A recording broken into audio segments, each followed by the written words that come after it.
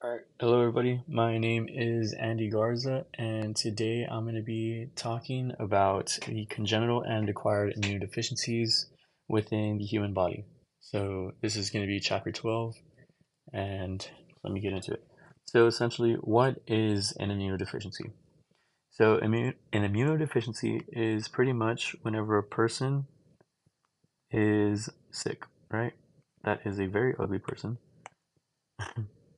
So whenever a person, dang it, I can't draw. Whenever a person, right?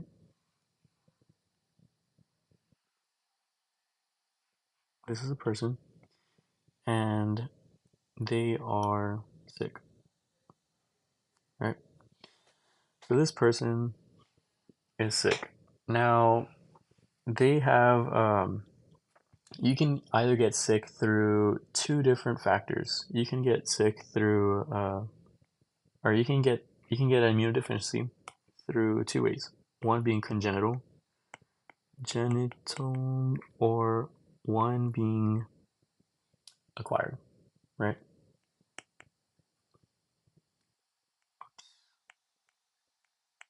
Acquired. Right, so the congenital is going to be called primary, and the acquired is going to be called secondary. Secondary, right? So whenever someone becomes sick, their immune system essentially becomes compromised. So I don't know if you guys seen my previous videos, but the immune system is like a house, right? And then you have a fence, you have a barbed wire, and then you have another wall, and then you have like a surveillance camera to look for foreign invaders, right? You have a bunch of these different factors for defense, right? And then you have a bunch of janitors, which are like the cells, and they make sure the house is clean enough to spec. However, whenever you have an immunodeficiency within your body, some of these um, some of these defense factors aren't working as they should. So let's say for example you have an immunodeficiency. That would mean that your let's say your wall defense is taken down, which means that you're leaving the opportunity for foreign invaders to come through and attack attack you, right? So these foreign invaders would be called pathogens or germs. They would then attack you, or they would then go past this fence, and then they would then take over the house, and they use it for their own benefit and start replicating. So that's essentially what an immunodeficiency is. It's essentially whenever your immune system becomes compromised due to it becoming overwhelmed, and it's susceptible to catching certain diseases. So let's say, for example, again, you have your house, right? And you have your defense line, okay? And it's working in good condition. But sometimes, whenever you have certain health conditions that are detrimental to your health and they can negatively impact them, let's say, for example, we have common illnesses, right? Diabetes, I don't know if I spelled that right. Diabetes, high blood pressure, and then we have cholesterol. I don't know if I spelled that right either. But anyways, we have several different types of health diseases right here, and they all affect the human body in a negative way, right? Cholesterol leads to the buildup of cholesterol and fat deposits within the veins, leading to poor blood flow, which means that there can also be low circulation, right? Low circulation, right? And then high blood pressure. As a result of low circulation, we have high blood pressure because of these clogged arteries and veins, which means that it's not being sent out properly to some certain areas of the body. And then diabetes, we have a problem with insulin. So the body can't produce this chemical compound by itself, so it needs to get it from an external source. And whenever this happens, we also have low blood circulation, low blood circulation, circulation, typically within your outer extremities, such as your feet or your hands, right? Right. So all of these are different types of diseases within the human body that can occur. And when we have an abundance of them, essentially what happens is your immune system becomes immunocompromised, right? You have an immunodeficiency. So we have all these health factors, right? We have high blood pressure, we have diabetes, and then we have cholesterol, right? We have all these factors that are affecting the human body, and it's overworking our cells. So essentially what happens is our defenses start going down, and it's becoming overwhelmed. So it's leading to the susceptibility for foreign pathogens to come and overtake the your immune system, and essentially making it what's it called? Start using it for its own benefit, like how I mentioned earlier, right? So that's essentially what happens when our immune system is overwhelmed. So something like that, let's say for example, diabetes. Let's say for example, diabetes, high blood pressure, and cholesterol. These are typically something that is called we naturally acquire this, right? So this is a health. What is it called? It's a disease. It's a disease that we can naturally get over a long period of time if we don't take care of our body. For the most part, it can naturally occur if we don't take care of our body, and it'll lead to all these different types of health complications, right? But then, so that's in a natural state. That whenever this occurs, whenever we develop these different types of diseases naturally, and we become immunocompromised, that can lead to immunodeficiency, and that kind of immunodeficiency would then be called acquired immunodeficiency. Acquired immunodeficiency, otherwise known as secondary, right? Like how I mentioned earlier, secondary. So this is naturally occurring within our body, and that's essentially what that is. So secondary acquired immunodeficiency happens naturally through external sources. However, sometimes in certain cases, we will have something that is called congenital immunodeficiency. This congenital immunodeficiency is also called primary, right? So sometimes in the human body, we will have our home defense, right? We will have our home defense, and in our home defense, we have a genetic defect, right? Let me put a DNA strand right here real quick, like that. Okay, so we have a genetic defect. So instead of everything being normal, we have a couple of them switched out, right? We have a couple of them switched out, leading to the DNA being modified, which then leads to our immune system not functioning to the best of its ability. So sometimes instead of it being natural, having all of these different having all of these different types of immune defenses, we can have something like a house with windows and with a border wall. However, there will be no janitor, right? The janitor is like a specific cell that has a certain function, such as let's say for example, uh, I don't know. So like let's say for example, an impaired B or T lymphocyte, right? B lymphocyte that doesn't work properly. So the B lymphocytes within the human body don't work properly because of a genetic factor. For some reason, the individual was born with this defect, leading to the B lymphocyte not functioning properly, and this then leads to the immune system becoming immunocompromised. So that means that whenever foreign pathogens come into the human body, these B lymphocytes won't really work to the best ability, which means that it can then become immunocompromised, and the pathogens will then infiltrate it and start using it up, so it can benefit and start replicating and stuff like that. So that would be called congenital immunodeficiency. Congenital primary immunodeficiency, right? Congenital, otherwise known as primary immunodeficiency, that is through DNA.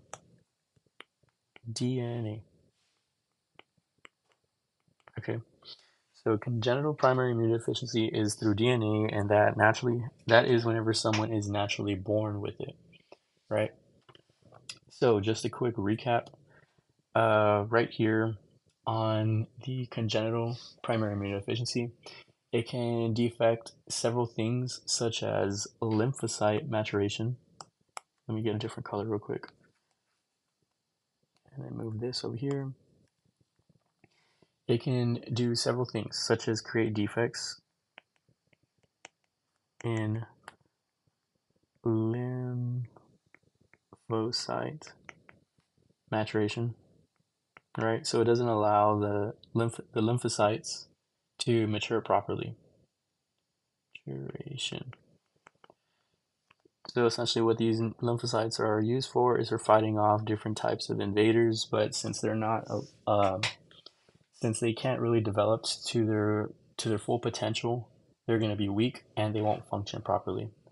So it also defects the activation and function of these lymphocytes as well. Activation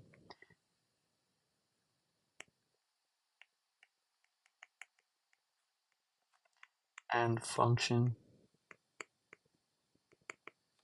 The activation and function as well, and also defects in innate immunity.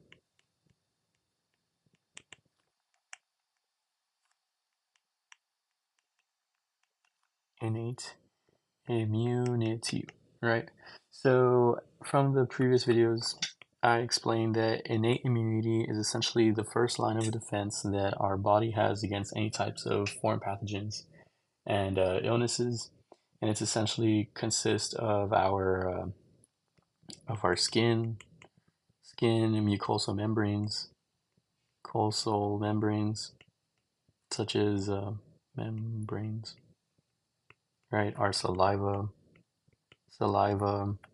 and then epithelial. Well, epithelial is going to be the skin, but we also have antimicrobial, which is like our microbiota. Antimicrobial, microbial.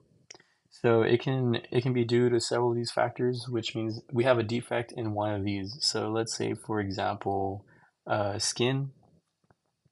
Skin would be something like eczema, right? I don't know if I spelled that right again. Eczema. So this is essentially what happens when we have some kind of immunodeficiency, and we have a lack in tight skin junctions within our epithelial barrier, right? So this is abnormal, normal, and then over here we have normal tight skin junctions, right? They're closely packed together, leading to a good seal, preventing microbials from entering.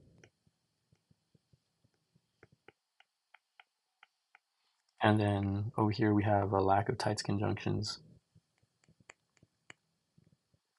So it's protruding the skin, and that's due to a congenital defect that the tight skin junctions are not functioning properly, leading for you to become naturally immunocompromised. This would be called congenital, right? So as for acquired, which is secondary, we have other things. So these acquired secondary immunodeficiencies can naturally be can naturally be received through external factors. So one of the examples that's very common, well, that's like very well known, is AIDS. AIDS, AIDS, right? So AIDS is essentially an acquired immunodeficiency syndrome. Acquired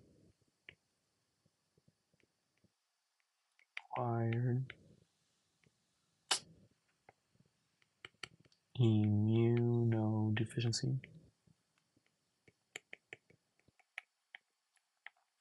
syndrome is an acquired immunodeficiency syndrome, and what happens is Well, actually, so AIDS actually develops. My bad. I skipped a little bit too much there. Is HIV. So HIV, which is it's the same thing. So HIV leads to the development of AIDS. So whenever someone contact or contracts HIV, this I think it stands for humane immunodeficiency virus. Anyways, HIV. HIV is a virus that humans can get, and it's typically it's a sexually transmitted disease, so it's an STD. STD, and essentially what happens is whenever it goes into someone through bodily fluids, essentially what happens is this virus then begins to replicate within the blood.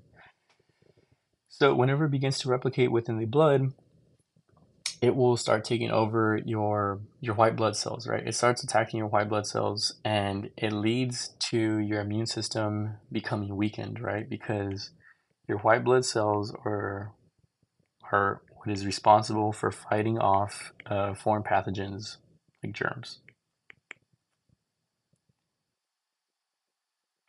Right? Fight off. Right? It fights off your white blood cells. And essentially what happens is this HIV virus attacks it. It attacks your white blood cells. When it attacks your white blood cells, you have a low count, right? You have a low white blood cell count. Whenever this white blood cell count goes below, I believe, below 200, I don't know I'm not too sure on the unit, but it's below 200. So I don't know. Okay, so whenever it goes below 200, I think I remember now, it's 200 cells per millimeter, right? So whenever it goes below 200 cells per millimeter, that's the unit that's measured within your blood. When it goes below that, you are immunocompromised, right? Immunocompromised, compromised, and that HIV virus then becomes AIDS, right? So AIDS is an acquired immunodeficiency syndrome, right? The acquired immunodeficiency syndrome occurs whenever your immune system is compromised and your white blood cell count is lower than 200 cells per millimeter. White blood cell count, right? So that would be what's it called? Acquired immunodeficiency, which is what happens whenever you uh, contract or whenever you what's it called? Develop this type of deficiency through an external source such as HIV. So that would be a very one that is pretty popular in the field of science in trying to understand acquired immunodeficiencies. So I also wanted to go back to congenital, right? Congenital immunodeficiency. This one is genetic. One of the very, very, very important ones, well, very well known and common immunodeficiency viruses is something called CSID or SCID, severe compromised immunodeficiency. I don't want to write it out, but that's just what it's called. Okay, so severe com can't talk. Severe combined immunodeficiency is essentially a congenital immunodeficiency, right?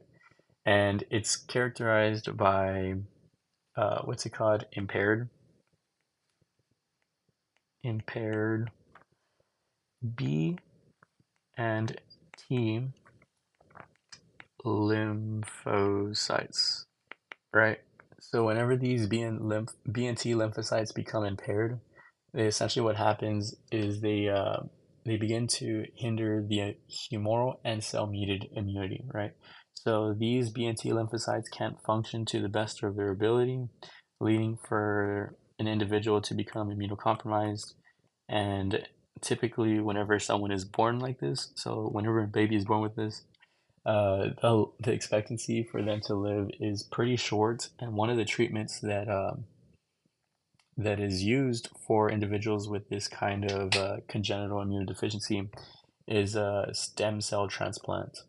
So I don't recall if it is it's man, I can't really remember, but it's essentially what it is it's a stem cell transplant, right? So the stem cell transplant, it's a bone marrow stem cell transplant.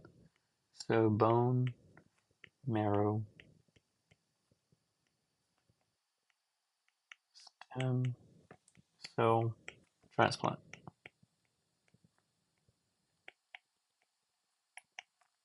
So it's a bone marrow stem cell transplant that's used to treat severe severe compromise, severe combined immunodeficiency. Right. Sorry, it's a pretty big word. It's hard for me to say it properly. So that's one of the methods is used to treat it, and yeah. So I talked about SCID as well as HIV, and yeah. So I also wanted to mention I wanted to go back to AIDS. So acquired immunodeficiency syndrome. That's what it stands for. Uh, essentially, what HIV is, it's a retrovirus, right? So let me go back to it here. HIV is a retrovirus. Retrovirus. And the reason why this retrovirus, so the reason why this type of immunodeficiency is so significant is because this type of retrovirus does not really have a vaccine to cure it. We only have certain medications in order to mitigate the virus whenever we get it. So essentially, what happens is the retrovirus is always shifting. It's always changing its shape, right? It's it's always shaping the genetic composition of it, what's inside. So it's extremely hard to develop a vaccine, since that vaccine is tailored to altering the DNA, so that you can then kill it. However, this is hard to do because the virus is always changing its DNA. So, sorry. So this retrovirus is always changing. So the only thing that we can really do as of right now is whenever an individual contracts the HIV virus, is to become treated immediately. So whenever they become treated, they're gonna essentially get a series of medications that are used for lowering down the replication of this virus. So medication for minimizing replication. So this medication can sometimes minimize the replication of HIV, and in doing so, essentially what it does is, although it's still changing its DNA composition, it will remain, it will continue to keep it will keep the virus dormant. So it's pretty much going to keep it asleep, and you'll end up having, as of right now, individuals who have HIV will have it for the rest of their lives. However, when they're treated with different types of medications for it, they can pretty much live an almost close to normal life, especially because of the use of these medications. And as long as you adhere to them, your immune system won't become as immunocompromised. So that's that for HIV, and yeah. So now going back to, sorry, I'm jumping back and forth here. So another congenital immunodeficiency, such as SCID, we have impaired B and T lymphocytes. So whenever this happens, in B and T lymphocytes, we want to look at in order to diagnose this, we want to look at what's it called, at a histological slide of a lymph node. So I'm going to draw you a little chart right now. Normal lymph node. Lymph node with germinal centers. normal lymph node with germinal centers, and then a lymph node.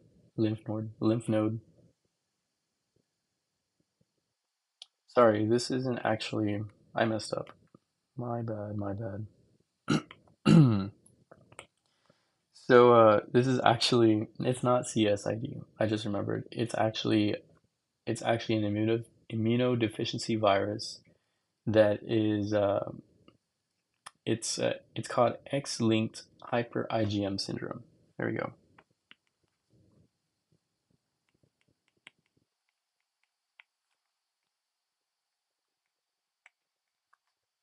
IgM syndrome.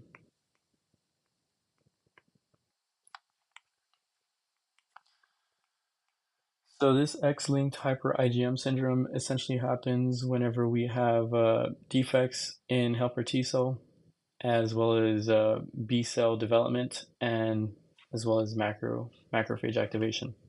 So essentially, what happens is we have mutations, right? Mutations which occur in the CD40 ligand.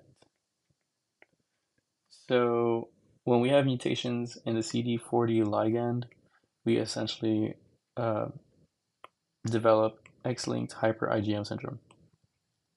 And in order to diagnose, one of the ways on diagnosing and identifying this the occurrence of this immunodeficiency is through a histological slide of the lymph node.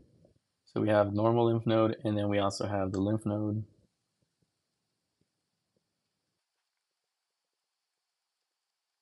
We have the lymph node of X-linked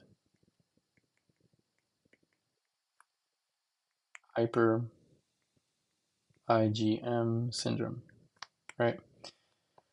So we can see here in the lymph node we have germinal centers, right? Well, actually, might take a while, but I'm going to try doing it like this. So the germinal centers are like this, right? We have an abundance of them, and they're very condensed, right? We have a bunch of these circular germinal centers, and then these are essentially uh, I want to say they are the B and T cells that are maturing within the lymph node, and that's essentially what they are, what those little clusters are. However, whenever we do a histological slide of the X-linked hyper IgM syndrome, the germinal centers are almost absent, right? They're almost non-existent, and they're extremely hard to identify because of these mutations, and there is a lack of them. Right, so that's one of the interesting things about this kind of congenital immune deficiency. Right, because it's genetic. This congenital immune deficiency is genetic, and it's pretty hard to live with one of these. But it is what it is. All right. So yeah. So some of the acquired secondary immunodeficiencies. I want to go a little bit more into them. So yeah, in addition to HIV, we also have other things as well. These can be cancers. Right? So we have HIV, we have cancers, we have immunotherapies.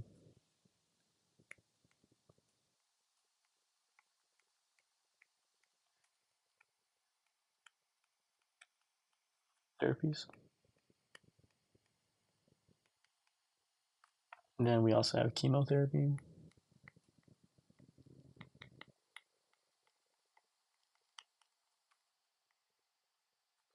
And then we also have malnutrition.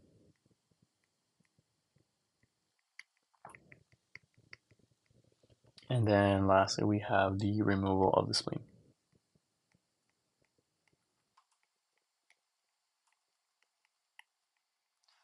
So all these different types are different ways on how we can contract secondary immunodeficiencies, right? So the cancer is essentially whenever our DNA becomes mutated, right? Is whenever our DNA becomes mutated, and it can then turn into an abnormal cell, which then leads to a tumor, which then turns into a cancer. Immunosuppressive therapies, whenever an individual is undergoing some kind of transplant, for example. So let's say, for example, we're doing a kidney transplant.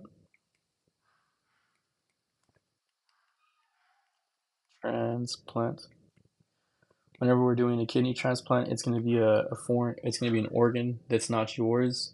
So it's going to then, it's going to again, it's going to then be transferred over to you, but because it's not yours, we can, the body will start beginning to reject it. However, in order to prevent this from happening, we want to use immunosuppressive drugs. That way, the immune system can then be dropped down so that it can then accept this kidney transplant or organ transplant, whatever it may be.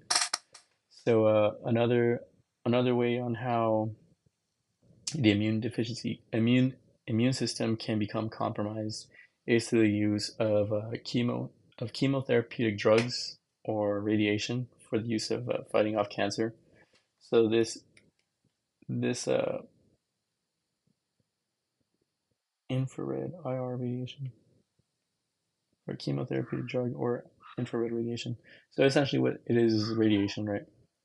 Radiation. This this type of therapy can then damage the cells, right? Or you can just kill cells, pretty much. Kill cells.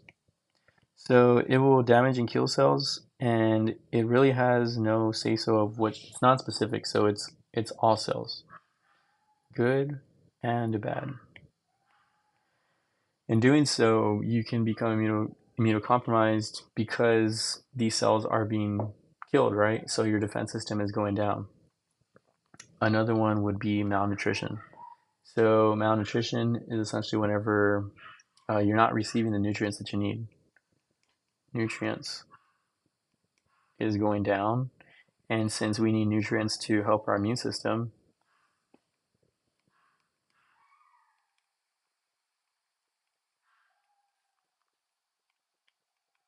we need nutrition to help our immune system.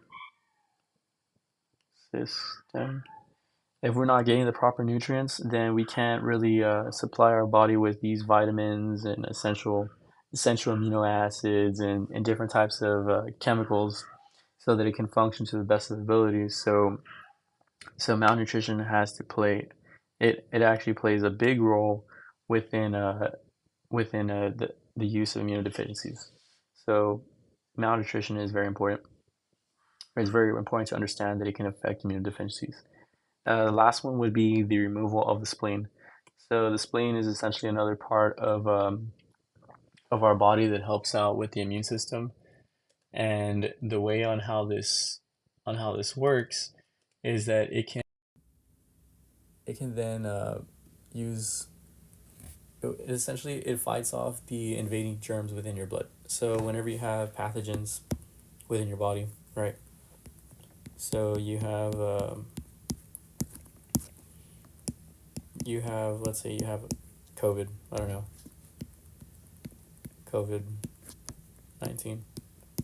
You have COVID-19 within your blood, and it then goes to the spleen, right? So essentially, what this spleen is going to do is it's going to be a filtration site, and it's going to fight off the germs within your blood, and it also contains white blood cells, right?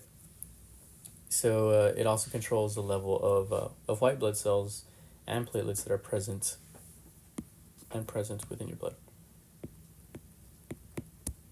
So this has to play a big factor within your immune system. So it filtrates and removes any old blood in in your body.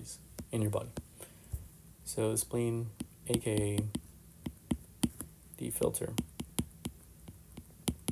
Right, so it's almost kind of like the kidneys, but it has its own unique purpose. So yeah, so that would pretty much consist of my PowerPoint presentation, and yeah, I want to thank you guys for listening, and that is those are the differences in congenital and acquired immunodeficiencies. So thank you all for watching, and have a nice day.